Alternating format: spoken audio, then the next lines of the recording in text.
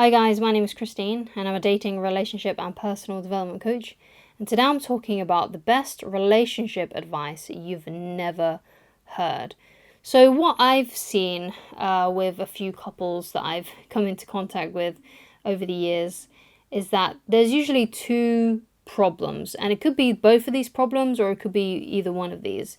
But usually if you can get these down, and you can master these, then your relationship should get right back on track and everything should be fine. Okay, and you can, because a lot of complaints I get from men, for example, are their wives are no longer putting out, they're no longer interested in basically being intimate with them and things like that. And a lot of complaints that I get from women is that their men never listen to them, or they feel not appreciated and unheard, right? So how can we solve these things then? Well, the first thing that could be the issue, and what you need to keep going if you want to have a nice, healthy relationship, keep the magic alive, keep the passion alive, is to keep on dating and spending time with your partner. So that means you need to set aside a time for, maybe every week, or it could be twice, it could be twice a week, it could be maybe just 3 times a month, something like that. But try every week to date your partner. So that means you go out, you go and do something interesting, you spend some time together, you talk, just spending quality time together where you can have fun and have a giggle and have a good time, right? So that could be going to a restaurant and having a nice long chat while you're at the restaurant. It could be going to do something fun, like you go to like a theme park or something like that. Whatever is good for you, right? But what you got to remember as well, this is just as important, is that you don't always do the same thing over and over again. Don't always go to the same restaurant. Don't always do the same activities. Keep it nice and fresh and liven it up a bit. It could be that a date for you isn't like a date in the evening. It could be that you actually do something different, like you go out for a hike or you go on a little trip. Right, it could be something like that. It doesn't have to be the classic going to a restaurant or going to the cinema or something like that, right? So make sure that you keep on dating your partner and doing the little things that you did basically when you first met your partner, right? Because a lot of us sort of like romanticize the first few months that we meet someone, because those were the times when you're spending so much time together. You're always putting your best foot forward, and then basically what happens over time is that you get used to each other and you don't spend that quality time with each other, and you don't do the things that you used to do, like what you did at the beginning of the relationship. And then what slowly happens over time is that you start falling out of love with each other, and this is usually when women stop wanting to be intimate with their husbands. It's usually when women start complaining about their husbands for not listening to them and things like that. And a complaint I heard from someone that I know quite well is that, oh yeah, my husband, he used to take me out to these log cabins for like a weekend, and we never do that anymore. He used to always do those things for me, and now he never does these things for me. He doesn't spend as much time with me anymore, right? And of course, a lot of complaints that I hear from men quite frequently is that their partner is no longer wanting to be intimate with them. But as you can see, if a woman doesn't feel like they're being appreciated, and they realize that their men are not doing the same things that they did at the beginning, they start to feel unwanted and not loved anymore. Even if the husbands are completely, totally in love with them. But it's just these little things, right? These little things that you do at the beginning, right, of the relationship, you need to carry on throughout the relationship.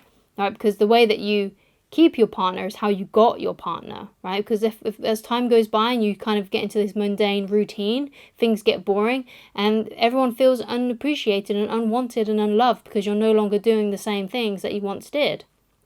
Right? And then you often like romanticize the beginning when everything felt amazing, when in reality you can actually recreate that today. You can start getting back on track with that kind of thing today. So always keep on dating and courting your partner, no matter how much time has gone by. One of the things that me and my wife have always done is we always go out for nice like country walks, around fields or in like woods and things like that, or places like that. We go on hiking and stuff. Like, we've always loved doing that, and that's one of the things that we've always done, and we continue to do to this day because it's something that we like to do. We consider it a date because we get to have like really long chats and take photos, and it's just really nice. And that's what we've always done, and that's good quality time spent in our opinion. So that's how we've managed to keep the magic alive long term. So that's what you've got to do. You've got to find a way to keep that magic alive long term. And the best way to do that is to keep on treating your partner like you did at the beginning of the relationship, okay? So another way that you can solve issues in your relationship and to keep the romance alive, to keep things nice and healthy, is to learn how to communicate with your partner, right? Because a lot of the time women expect men to think and act like women, and men expect women to act and think like men, right? That's usually the biggest issue. So when a woman comes to a man, she's expecting a response that she would get, that she would like, that she would give, right? And the same with a guy. A guy starts talking to his wife, and he starts talking to her like how he would want to be communicated with, when in reality men and women communicate very differently from each other. Now, a good book that may help you with this kind of thing is Men Are From Mars and Women Are From Venus, which goes into lots of different case studies about communication and how to communicate with your partner, and in good ways that you can actually do this. And it helps you understand the male and the female brain and how they communicate differently. And so then when you go and talk to your partner, you know how to communicate with them. You know what is going to be the best kind of words to phrase. You're going to know what time they need away. So an example of this is usually when a man has an issue or a problem, he likes to go into his man cave and retreat. Now, it's not like a literal cave. It could be that he just sits there in silence and watches football or plays a video game, or he just sits there in silence because he just wants a time out, basically.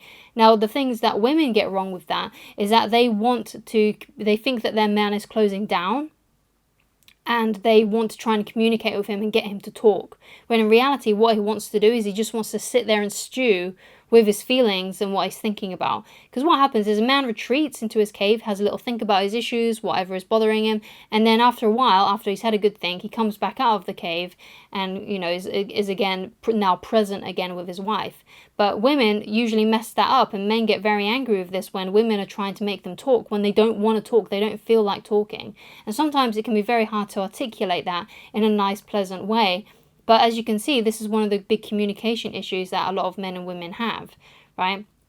I guess one with women is that sometimes they can get really emotional about something, and then their husbands say something like, "Oh, you need to calm down," when in reality that's the worst thing you could say to a woman, because that's not going to help things. What she really needs is for someone that she can listen to. So that's why you ask her questions. Instead, you just say, "Hey, what's up? What's going on? Tell me about it," and just let her vent, right? That's the best thing you can do with a woman, is to let her vent all of her feelings, all of her emotions, right, without giving advice and telling her to calm down, basically. Because if she wants your advice, she'll ask it. And if you're unsure, you can just say, "Would you like my opinion on this, or do you just want me to listen to you?" And that's one of the greatest things that you could say to a woman who's coming to you with a problem, or you can just tell that she's upset about something.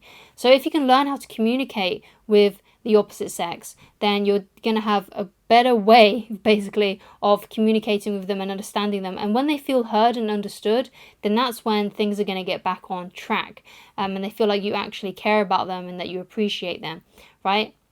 And you care about their moods and their feelings, okay? Because like I said, a lot of women expect men to respond like how women do, and a lot of men want women to respond how men do, right? So getting a book like Men Are From Mars and Women From Venus will really help with that. You'll be able to find the books that I recommend people in the description of this video. Those links are affiliate links, so I will get a small commission if you do get anything from that page.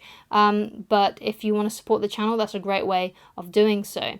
Or alternatively, you can just go on that page, write down the titles, and find them at your local library or something like that.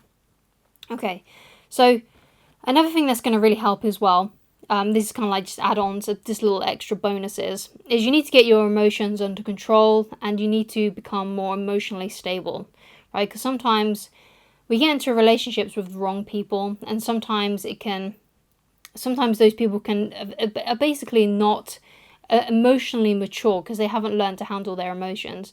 Now, of course, not all the time you're going to be able to handle your emotions, especially if you're going through a turbulent time.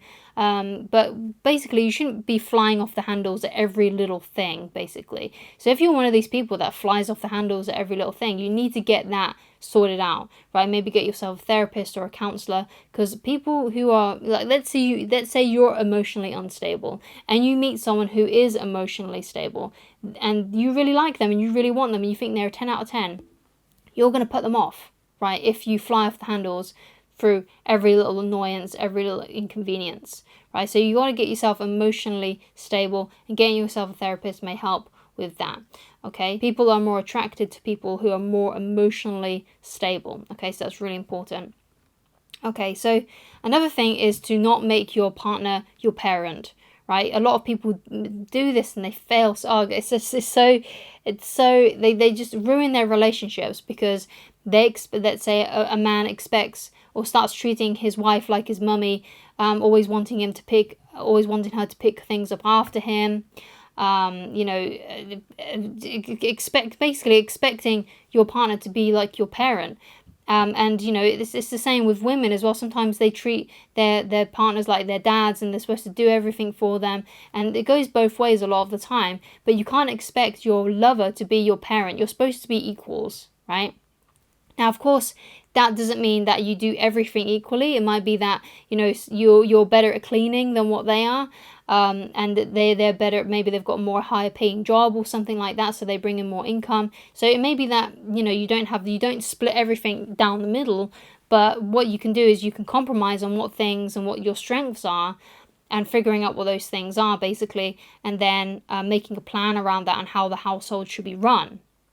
Right, but you shouldn't let your partner do absolutely everything and clean up after you at all. You should never do that, right? If you don't know how to use a dishwasher, if you don't know how to use a washing machine, then it's about time you used Mr. Google and figured how to do that kind of stuff for yourself, right? Because a lot of the time we go into relationships expecting our partners to be our parent, even if we're not actually consciously aware of it, and we make them do everything for us, and that is going to really turn your partner off you because no one wants to. If you are acting like a child, then of course they're not going to want to sleep with you. Of course they're not going to want to spend time with you romantically, because they just feel like they're looking after someone, like they're a carer or something. And it doesn't really set the mood for something romantic. So that's something else to consider as well. So thank you so much for watching. If you'd like to get in touch with me personally and you'd like coaching with me, then please go to www.christineloveridge.com, and I shall talk to you again very soon. Bye.